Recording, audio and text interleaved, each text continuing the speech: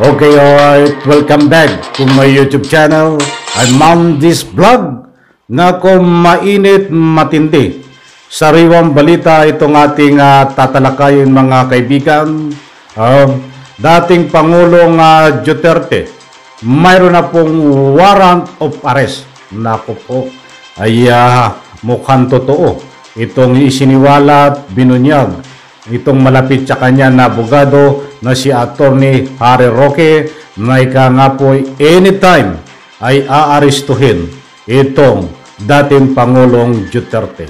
Mga kaibigan, yan at marami pang iba ang ating tatalakayin. Kung bago pa lang po kayo sa aking maliit pa na YouTube channel, inaanyayan ko po kayo i-subscribe, sabay-sabay po nating i-like ang video na ito kung nagustuhan nyo po. Ako'y muling nagpapaalala mga kaibigan, kung pwede lang, patapusin po nating panoorin ang kabuuan ng vlog na ito. At nasa ganun, lubos po nating maunawaan. Heto na, mga kaibigan, balikan po natin. Itong tinatawag na napakainit, kontrobersyal, na ito ay matagal ng usapin. Mahigit isang buwan na kumakalat sa social media na mayroon di umano na ika nga po'y warrant of arrest na ilalabas dito kay dating Pangulong Duterte. Bata noon ay puro haka-haka. Kahit sa social media, malalaking social media, ito ho ay balitang balita. Kung matatandaan nyo po kahapon, tayo ay tinalakay po natin ito na ang binigyan po natin ng highlight, itong si Attorney Harry Roque ay nagkaroon po ng pagkakataon na isiwalat, ibunyag na itong dating Presidente Digong ay tumawag sa kanya at ang sabi sa kanya, "Hello, Attorney Roque, may aaresto po sa akin anytime." Yun daw ang nakakatunog itong si dating Presidente Duterte. At mukhang totoo po mga kaibigan, hindi po tayo nagpapakalat ng fake news. Bago tayo dumiretso dyan sa ating highlight na yan at bigyan natin ng diin ang pagtatalakay, ay may gusto po muna akong ibahagi sa inyo. Nandiyan po, bigyan po natin ng linaw ito. Nandiyan po sa screen, ang ating diyan po tayo magbabatay. Hindi po tayo nagpapakalat ng fake news Mayroon po tayong pinagbabatayan. Kung nasabi ko man ngayon na ika nga po'y Digong may warrant of arrest na, nandiyan po ang katibayan. Diyan po tayo nagbatay sa post po ng Pilipinas Today. Ilang hours lang po ang nakakaraan. Ang title po ay Digong may warrant of arrest na. Tingnan nyo pong mabuti. Nandyan sa screen, nakatag sa Pilipinas Today. Dito kay Mark Lopez. At nakatag din kay Rodrigo Duterte, dating Presidente. At nandyan po yung mukha ni dating Presidente na mayroon po dyan nakalagay. Quote and quote. May dalawang sinasad yan, a warrant of arrest is now pending to be released against former President Rodrigo Duterte. Mark Lopez, Opinion Radio Host.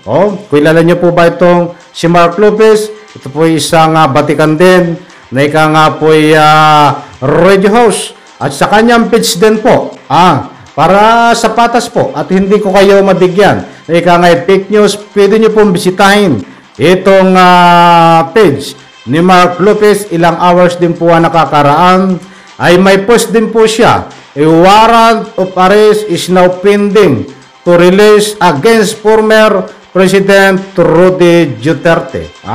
Alam ko po ito yung mga ito hindi magpapakalat ng fake news kailanman, ay hindi rin po ito nabalitaan natin na nagpakalat po ng fake news. Mga kaibigan, muli, uulitin ko, nandiyan po sa screen ang katibayan, post ng Pilipinas Today, Digong may warrant of arrest na, a warrant of arrest is now pending to be released against former President Rodrigo Duterte. Marami nagkomento dito, na? At ilan ho sa mga kasamahan natin vlogger at mayroon din pong mga post sila na tinalakay na po nila yan na ganyan din po ay nga po binigyan nila ng diin na mayroon na pong warrant of arrest itong dating Presidente Rodrigo Duterte. Bigyan po natin ito ng kaunting linaw. Sapagkat ang nakasaad po dito, a warrant of arrest is now pending to be released against former President Rudy Duterte. Binabasa ko po ng nandyan sa screen. At balikan po natin ito. Yung ni Mark Lopez post. A warrant of arrest is now pending to be released against former Rudy Duterte. Yan po ang sabi niya eksakto, yung Rudy Duterte. Ngayon nandun po yung tinatawag na pending, mga kaibigan. So, ibig sabihin po niyan, ay meron ng warrant of arrest, nakapending lang. Hindi lang malinaw dito kung nasaan na po itong warrant of arrest. Sapagkat ayon po sa ating pagsasaliksik, kahit ito po ay ang nag-usig, ang nag-imbestiga, ay ang ICC. Ayon po sa mga batikan na abogado, bawat interview nila ay pinapahayag po nila na nga po hindi mismong ICC rin ang aaresto dito, bagkos mga local police din po dito sa bansang Pilipinas ang aaresto, but ang warrant of arrest po ay manggagaling po diyan sa ICC, mga kaibigan. Kaya lang hindi po malinaw dito kung kasi nakasaad ay pending ang warrant of arrest. Pero mayroon na. Nasaan po ngayon yung warrant of arrest? Yan ba ay hawak ng ICC? O yan ba ay hawak na ng kapulisan ng bansang Pilipinas? Kasi hindi po malinaw doon na kung sino ngayon ang may hawak ng warrant of arrest, kung sino ang nagpinding, ang napinding ba yan sa kamay ng ICC? O yan ba ay naibigay na ang warrant of arrest na yan sa kapulisan ng bansang Pilipinas at ang kapulisan ng bansang Pilipinas ang nagpinding, mga kaibigan? Yan po ang ating abangan. Ayaw po natin pangunahan itong po tungkol sa issue na yan. Basta't nagbabatay lang po tayo dito sa post na ito sa tinatawag na pending but mayroon na pong warrant of arrest. Kung matatandaan nyo po, mga kaibigan, malinaw na malinaw, tinalakay po natin na kagabi ang aking upload, nandiyan po on the record sa ating vlog ay sabi nga, tumawag si Duterte dito kay Attorney Harry Roque at ang sabi niya ay mukhang nakakatunog siya na magkakaroon anytime na pag-aresto sa kanya. O yan, mga kaibigan, in relation dito ay baka yan na po yun, mga kaibigan. Yan na yung natutunugan ng dating Presidente Duterte na anytime ay pwede po siyang arestuhin. Sapagkat pag-aresto na po, ang po kasunod nito, dahil mayroon na pong warrant of arrest. Kaya lang po ay pending.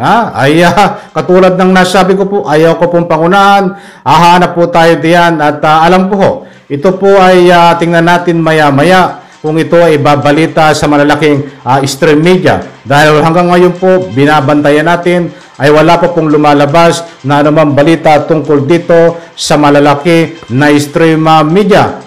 Maging ABS-CBN, wala pa po. Ang GMA, TV5, News 5, mga malalaking stream media, wala pa pong balita. Tanging ito lang pong pinakita ko sa inyo sa screen na po diyan tayo nagbatay, mga kaibigan. Yan naman yan pag medyo yung ay sa gabi sila nagkakaroon ng pagbabalita. At siyempre, marami na rin po itong mga vlogger na po ito rin ang naging pagtatalakay nila ang warrant of arrest. So, abangan po natin ang complete details dito. Yan po muna, dahil kung muli nating iisa-isahin nito ay mahabang talakayan, kukulangin po tayo sa oras sapagkat kung matatandaan nyo po ay siniwalat din po ni Attorney Harry Roque na yung pong mahigit 700 nakasundaluhan diyan sa Davao na matagal na po diyan na loyal saka sa mga Duterte ay bubuwagin na.